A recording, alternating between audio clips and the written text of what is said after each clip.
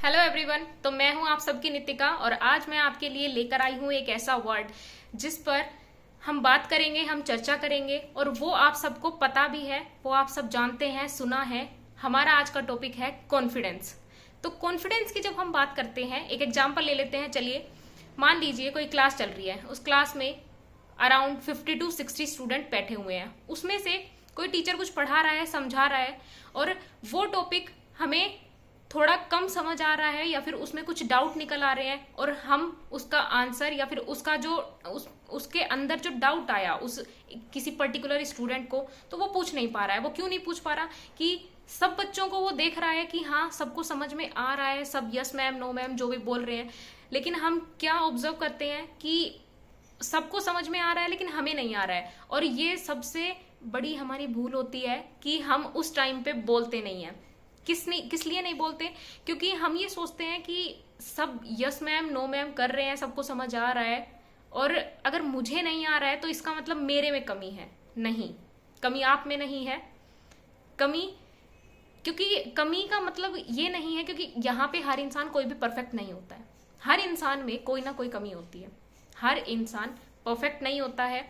तो इसीलिए मैं आज आपको बताना चाहूंगी कि ऐसा कभी किसी स्टूडेंट के साथ होता है या हुआ है तो उस टाइम पे वो कमी होती है हमारे खुद के अंदर, लैक ऑफ कॉन्फिडेंस होता है, क्योंकि हम क्वेश्चन नहीं पूछ पाते हैं। ये हमारी सबसे बड़ी गलती है।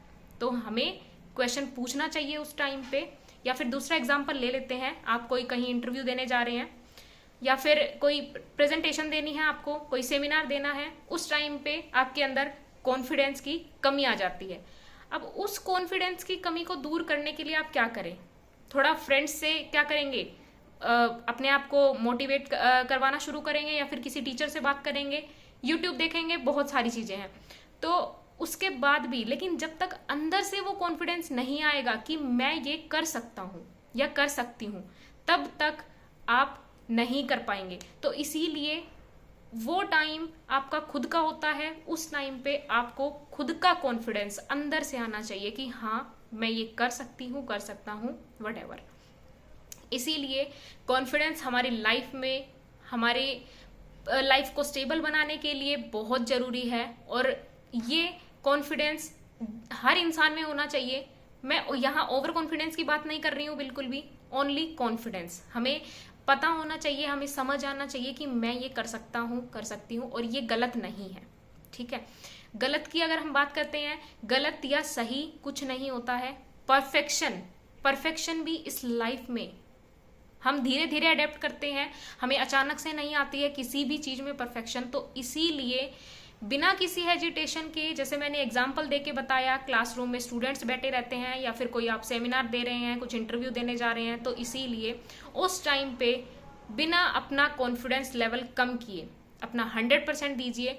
और जिस दिन आप ये कर पाएंगे, उस दिन समझ लीजिए कि आपकी लाइफ धीरे धीरे चेंज होने लगी है और फिर होगा मैजिक। मैं आपको आज इस वीडियो में यही बताना चाहूंगी कि confidence is must and very important for our life. इसी तरीके से जुड़े रहिए नितिका के साथ। Thank you so much.